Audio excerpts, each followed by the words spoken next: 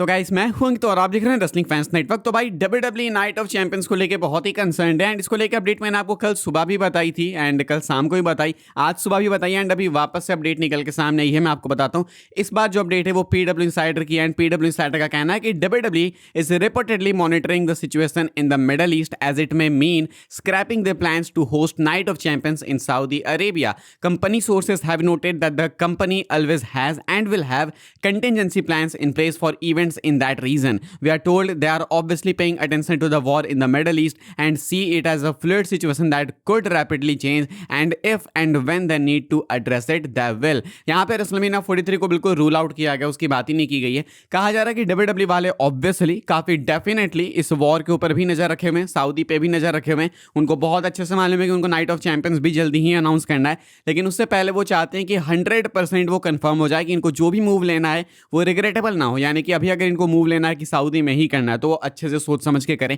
अगर सऊदी से निकालना है तो भी सोच समझ के करें। डब्ल्यूडब्ल्यू वाले किसी भी तरीके से रिस्क नहीं लेना चाहते हैं एंड जब भी सऊदी इवेंट्स की बात आती है तो डब्ल्यूडब्ल्यू वाले हमेशा बैकअप प्लान्स लेके चलते हैं। कहा जा रहा है कि एंड आगे भी ऐसे ही चलते रहेगा। डब्ल्यूडब्ल्यू को पता है कि वो जो एरिया है वो मतलब इतना ज़्यादा सेफ नहीं है, वहाँ पे कभी भी कुछ भी हो सकता है। अभी देख लो एग्जाम्पल है, तो ऐसे में डब्ल्यूडब्ल्यू के पास बैकअप ऑप्शंस रहते हैं, तो इस केस में भी ऐसा है। डब्ल्यूडब्ल्यू वाले कोरी हेस के अकॉर्डिंग अलग अलग वेन्यूज भी ढूंढ रहे हैं फिलहाल।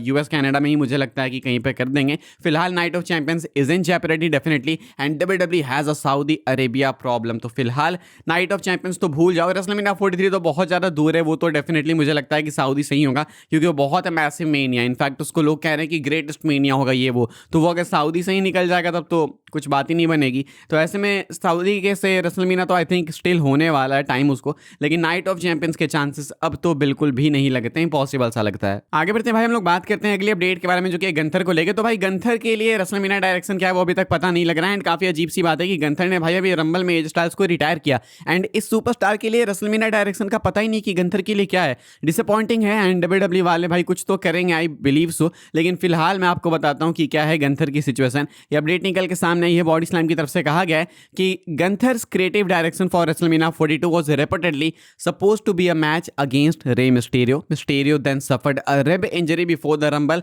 As such it is currently unclear if Gunther will compete at WrestleMania next month unless Mysterio is cleared। कहना है बॉडी स्लैम के अपडेट में कि गंथर ओरिजिनली प्लान थे कि वो WrestleMania 42 में फेस करेंगे रे मिस्टीरियो को। तो रे मिस्टीरियो के साथ दिक्कत आ गई, उनको रंबल से पहले इंजरी आई थी, हमने देखा है रिब इंजरी। इसके बाद अभी तक वो क्लियर नहीं हुए हैं, तो ऐसे में अभी पता नहीं है कि गंथर के लिए मेनिया में क्या होगा। फिलहाल गंथर नहीं लगता है कि कंपीट करेंगे अभी के लिए। देख के अगर मिस्टीरियो हो जाए मतलब क्लियर रेसलमेनिया से पहले तो देन बात बदल सकती है। मुझे लगता है कि मिस्टीरियो क्लियर हो सकते हैं क्योंकि भाई डब्ल्यूडब्ल्यू वाले ये जानते हुए कि मिस्टीरियो मेडिकली क्लियर नहीं है, ड्रैगन ली एंड गंथर वाले एंगल को चला रहे थे, तो मुझे बिलीव है कि हो जाएंगे। लेकिन let me talk about Rey Mysterio and किसी भाई ने भी डीएम किया था बोलते हुए कि भाई I think it's high time कि रे मिस्टीरियो को रिटायर हो जाना चाहिए। कुछ बातें हैं जो कि सुनने में अच्छी नहीं लगती, लेकिन फैक्ट वाली है कि रे मिस्टीरियो इस इंडस्ट्री को अब कॉन्ट्रीब्यूट नहीं करते हैं। लाइक रे मिस्टीरियो से कोई जीते या कोई हारे कोई भी इम्पैक्ट नहीं पड़ता है, फैक्ट वाली बात है। लेजेंड है, बोलने भर के लिए हैं रे मिस्टीरियो, अब वो समय उनका चला गया। इनको अभी नहीं बल्कि 5 साल पहले ही रिटायर हो जाना चाहिए था। अब बस ऐसा है कि आप किसी के कॉफिन को बार बार उठाते हो फिर पटक देते हो, ऐसा रे मिस्टीरियो का करियर जा रहा है। मतलब ये रिटायर हो जाने चाहिए, इतने ज़्यादा इंजर्ड हो रहे हैं, कुछ हार्म कर लेंगे खुद को।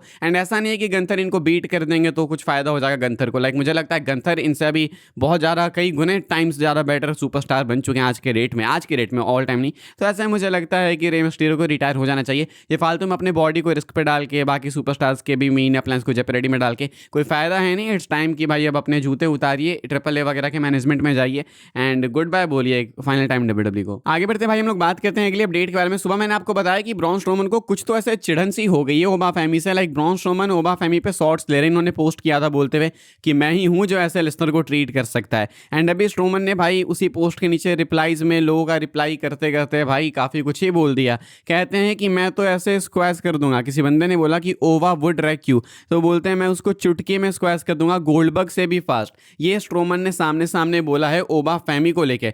मुझे ऐसा लगता है भाई कि स्ट्रोमन अभी शायद ये इंटरनेट पे अटेंशन के लिए कर रहे हैं, बिकॉज स्ट्रोमन काफ़ी टाइम से लाइमलाइट में है नहीं रेसलिंग इंडस्ट्री में, तो मुझे लगता है उस लाइमलाइट में आना चाहते हैं। काफ़ी लोग ऐसा भी लगा कि डब्ल्यूडब्ल्यू वाले कहीं स्ट्रोमन एंड ओबा फैमी तो प्लान नहीं कर रहे हैं। आई मीन बिल्कुल हो सकता है, बिल्कुल पॉसिबल है भाई। स्ट्रोमन 1000 बार डब्ल्यूडब्ल्यू जाते हैं, फिर 1000 बार वापस भी आते हैं, तो फिर किसी डेट पे वापस आ जाएंगे एंड जब आ जाएंगे तो डब्ल्यूडब्ल्यू वाले इन ट्वीट्स का यूज़ कर सकते हैं। स्ट्रोमन एंड ओबा ओमा फैमी के बीच में एक फ्यूड कराने के लिए। डेफिनेटली दोनों जायंट्स हैं, गोलायथ्स हैं, तो मज़ा तो आएगा देख के। फिलहाल शायद मुझे लगता है कि ये जो मैच मिल रहा है रेसलमेनिया में ओमा फैमी को अगेंस्ट लेसनर, ये चीज़ शायद स्ट्रोमन को पसंद नहीं आ रही है, बिकॉज स्ट्रोमन को कभी भी लेसनर के अगेंस्ट मेनिया में मैच नहीं मिला।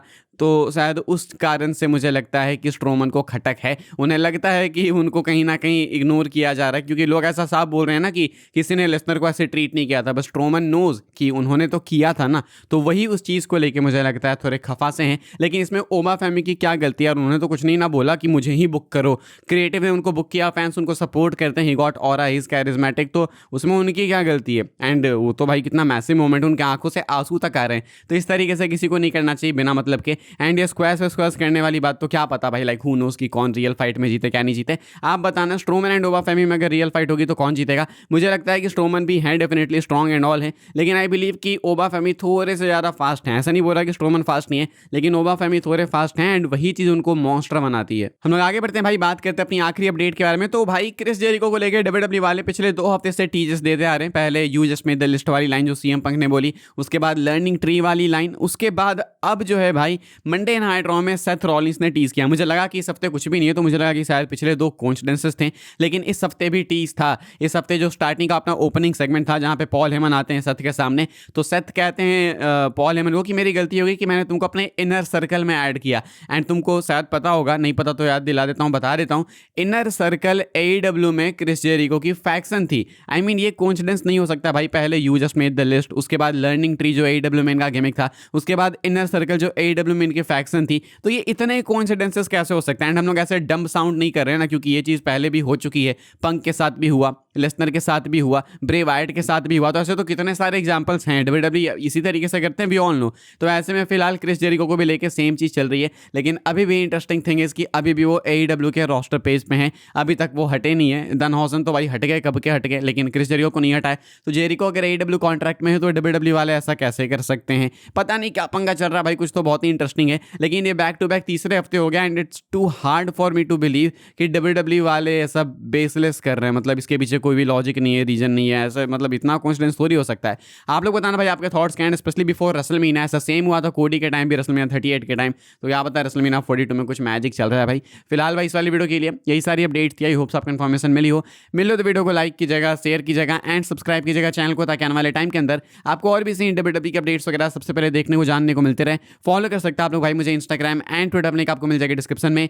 ज्वाइन कर सकते हैं व्हाट्सएप चैनल को, उसके भी लिंक है डिस्क्रिप्शन में। मिलूंगा मैं आपसे अगली वीडियो में जल्दी ही, तब तक के लिए good bye, thanks for watching.